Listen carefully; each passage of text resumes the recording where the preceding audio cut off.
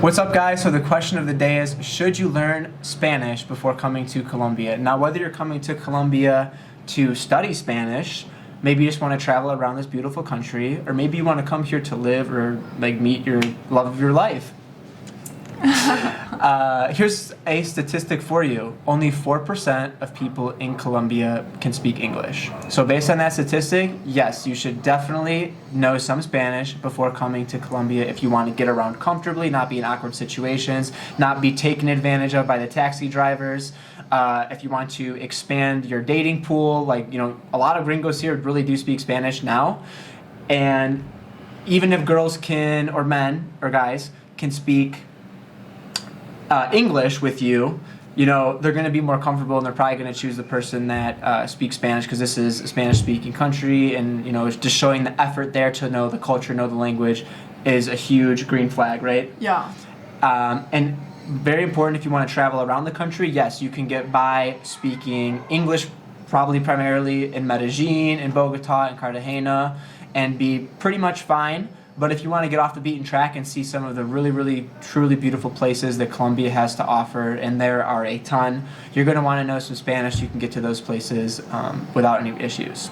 So guys, today we have 5 resources for you that we're going to suggest to help you learn how to speak Spanish pretty quickly. I use these to help me learn how to speak Spanish when I first got to Colombia, and I still use them today, actually. And you're using some of them now as well, right? And they're pretty good. So once we go through those, make sure you stick around at the end, because we're going to go over Colombian slang that you're going to hear a lot when you come, if you're going to come travel to Colombia especially. And Stephanie is going to go through especially the paisa, which is the Medellin, slangs, yeah. So here we go.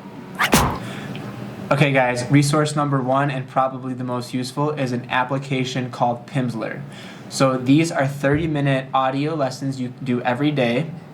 And what's great about Pimsleur, the reason it works so well for being able to actually speak Spanish, is because you are producing the language throughout the lesson. So in the lesson, you're listening to like a prompt that somebody say something, they teach you how to pronounce it, then you practice pronouncing it for a little bit, and then you actually start to have conversation. So you're constantly producing the language, so that by the time you actually come to Colombia or whatever Spanish-speaking country you're going to visit, then you're able to have a conversation with somebody, because you're used to the way that they say the words in Spanish, so you're able to listen and understand what they're saying instead of just reading. And like one of these applications like Duolingo, you're just kind of reading it, you're hearing it a little bit like with a robotic voice. Yeah, it's pretty bad. With Pimsleur, you're learning the pronunciation, you're actually like building a map of the grammar structure in your head, and eventually that grammar structure kind of becomes second nature to you. So especially I noticed for me, like I'm able to just like respond to a lot of things now, just because I started using this Pimsleur, and it really like solidified the structure in my head. Yeah. So that's probably the most important. You've been using Pimsleur for Chinese a little bit, right? So yeah. 你会说普通话吗？我会说英文。 Okay. So I actually used Pimsleur to get myself up to an intermediate level of Chinese in just under a year, a few years back, and ever since then I found it extremely useful. So guys, you can try the first lesson of Pimsleur absolutely free. Go ahead and check in the description below, I'll put that there for you. And guys, I can't stress it enough how amazing this application is. You can have access to all the languages they have on there. So we're actually going to Brazil next week, and we've been doing a little bit of Portuguese. It's substantially different than Spanish, but yeah, guys, it's great to have access to all those languages, and if you want to learn Spanish especially, get on the Pimsleur run. Yeah. Okay, guys, another application that is very useful is one of these language exchange applications like Tandem or HelloTalk. So what these applications do is they let you actually choose a language you want to learn, and then they kind of like partner you with people that are also trying to learn your language, so you guys can speak together through voice messages or messaging like on the app if that's more comfortable for you. So you learn different sentence structures, different ways to say things that you wouldn't expect. So like in Spanish, like the most formal way to say like how are you is like ¿Cómo estás? ¿Cierto?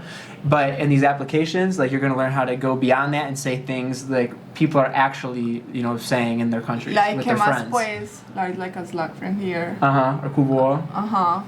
If I'm saying that right.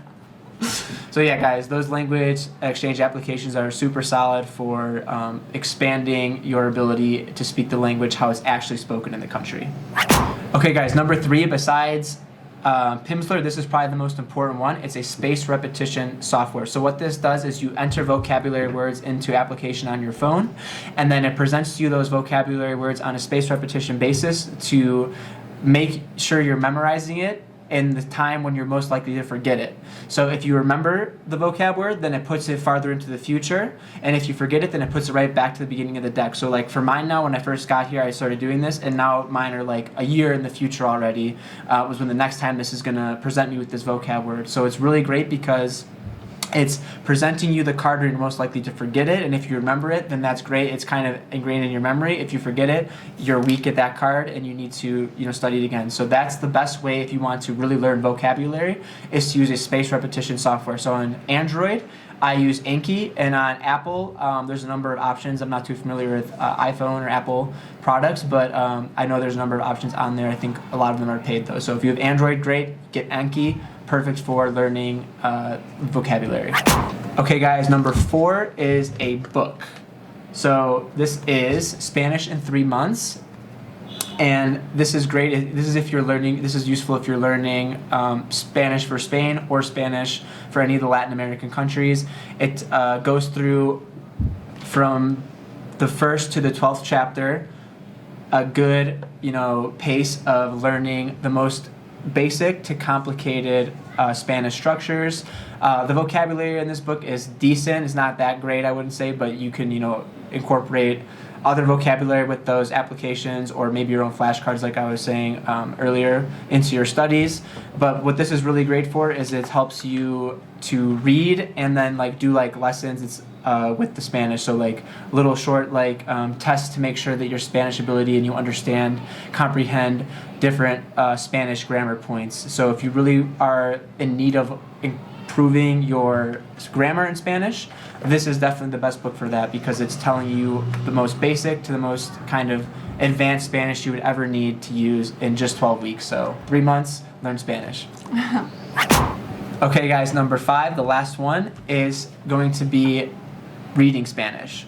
So the first way you can learn to read Spanish is you can actually go on Amazon if you have a Kindle e-reader and download free Spanish reading books. So you can go on there and type in free Spanish intermediate reader or free Spanish beginner reader. You're going to find a lot of free resources on Amazon. You can just download directly to your Kindle and start reading those. So I found that very helpful in the beginning, and now still, especially, my Spanish isn't 100% perfect by any means, intermediate level here. I love to read, and that's how I learn pretty good, learn new words, kind of reaffirm grammar structures in my head there, is by reading. So that's, if you don't have a Kindle, no worries. Another way you can start to read Spanish, you can actually do it by using TV or movies. So go onto Netflix and you want to turn on the subtitles in Spanish when you're watching anything in English, and then you can kind of see what they're saying in English and see how the Spanish words are coming across the bottom of the screen to start to train your Spanish reading ability. And what else can you or do? you just can go looking for movies already in Spanish, and you put the subtitles in English, and that you're gonna hear all the pronunciation, all the speaking, so that you're gonna get more familiar with the stuff that they are saying. When you came here, it's not gonna be something so different for you. And now, the final part. We're gonna make a text for Hunter about this link. Okay, what it means, parcero. Amigo, friend. And you would say, parce. Bacano. Bacano, una nota, chévere, que chimba. What it means. So that's just more cool, or oh, it's awesome, or... Yeah. De una. For sure, man. Yeah. Rumbear. What is rumbear? That's a slang? Yeah, rumbear. What it means. Okay, so that's just to party and dance. Yeah. Roomba, I would think of Roomba, the Roomba dancing, so... Pola. That is cerveza or beer. Dar papaya. Oh yeah, so dar papaya is like a slang in Medellin. It's telling you guys or telling people don't like show wealth, don't show like jewelry or watches or anything like that because you're showing papaya, you're showing wealth, you're gonna get robbed. Yeah, don't put yourself in like risk. Oh, okay, don't risk yourself. Tinto. That's just coffee, but it's coffee. It's like a espresso shot of coffee. Perico.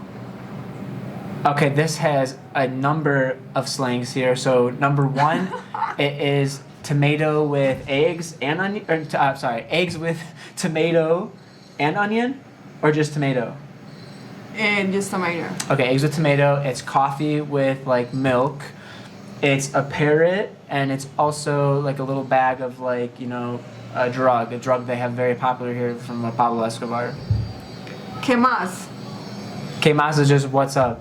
Mm-hmm. But in Mexico, I feel like that doesn't work, or like other Spanish countries, right? It's just here that would be like. Yeah, we are saying like this slangs from here. Yeah, but you could use some of the other slangs in other places. Oh, yeah. But que más is like, hey, is like what more? So if you said that in Mexico, I don't think it would work, right? Oh, I know. You don't know? Fin de. Okay, so fin de semana, it's like, what are you doing this weekend? Fin Yeah, de but is the like weekend. we don't say fin de semana, we say let's do something this, o vamos a hacer algo este fin de, este fin de means like this weekend. Que más, que más? Parche. Parche? Okay, got me here. You mean parchard? Yeah, like, parchar is when you are with a group of people, right? Okay. But parche is that group of people, like Oh, okay. or like we like, you're having like a good experience, you say, oh, que parche eso. Okay. Or okay. when somebody's super cool, it's like, that person is a parche. Ah, I didn't know this one. There you go. Got me there. Gonorrea o paila. This is the most difficult one for me to use because we kind of shy away from using this word too much in English, but I don't really know how it's used. I haven't been able to use it correctly here, so I'll let you explain. Gonorrhea. O paila is when it's something not like good, like something pretty bad. Un ejemplo para ellos. Like the food is una gonorrhea, like the food is super bad, like something bad happened to you, like you say, oh, que gonorrhea, like as an expression, like it's something like pretty bad, like don't happen to you. Lucas, we say Lucas for like money, like bills. Oh, I have the Lucas, I have the money. Oh, okay. And last one. No, there's some more. Oh, okay, fine. Mañé. Mañé? I've never heard this before. Mañé is with some, but this is so. God, I was off to a good start. Now I'm going downhill. Mañé is like somebody have like a bad taste for like it's bad taste for its style. Okay. And guayabo. So this is just when you have a hangover. Yeah. Yo estoy muy guayabo después de anoche. Enguayabado. Guayabo is just the action. And Oh, okay. guayabado is when you are already like feeling the stuff. Entonces estoy muy guayabado. Enguayabado. Enguayabado. Después de anoche. Sí, muy bien. Listo. Alright guys, so we hope this video was helpful for you coming to Colombia to speak Spanish, coming to Colombia to have an amazing time here. It's a great country, and if you come knowing some Spanish, your time here is going to be much more fulfilling. Yeah, come to Colombia, but learn first a little Spanish. Catch you in the next one.